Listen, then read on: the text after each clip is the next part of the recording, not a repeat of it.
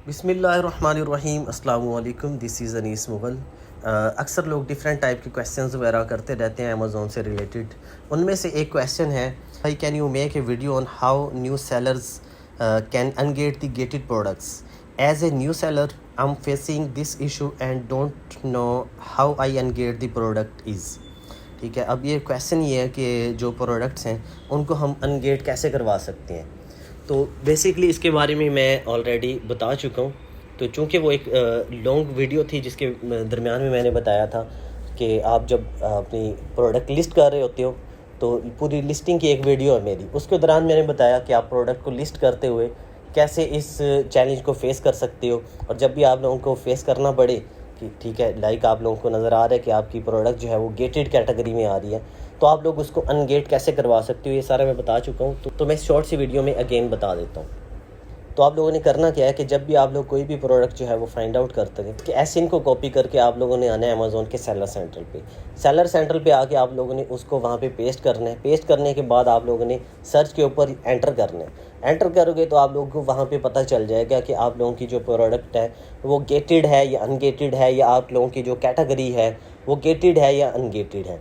First of all आप लोगों को पता होना चाहिए कि आप जिस भी कैटेगरी में हंटिंग कर रहे हो वो गेटेड है या अनगेटेड है। जैसे स्पोर्ट्स एंड आउटडोर्स में अगर आप लोग चले जाते हो सब कैटेगरीज़ में, आप लोगों को वहाँ पे मोस्टली जो है वो अनगेटेड प्रोडक्ट्स नहीं मिलते। ठीक है, गेटेड प्रोडक्ट्स मिलती हैं और आप लोगों को वहाँ पे अनगेटेड ख़ुद से फाइंड आउट करनी पड़ती हैं।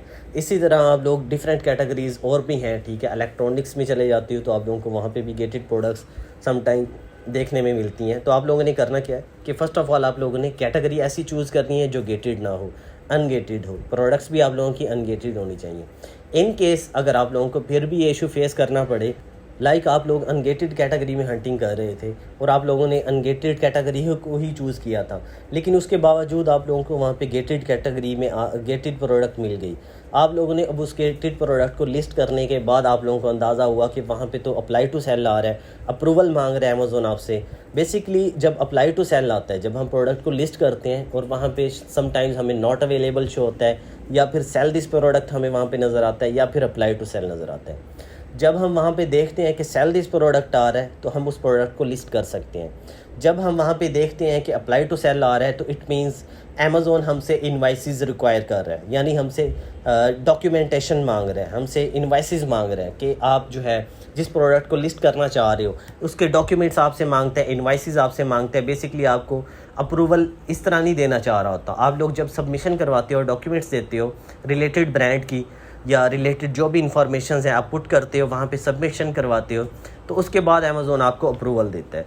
तो यहाँ पे आके बहुत सारे लोग जो है वो स्टक हो जाते हैं कि अब क्या करें, कैसे हम अप्रूवल लें।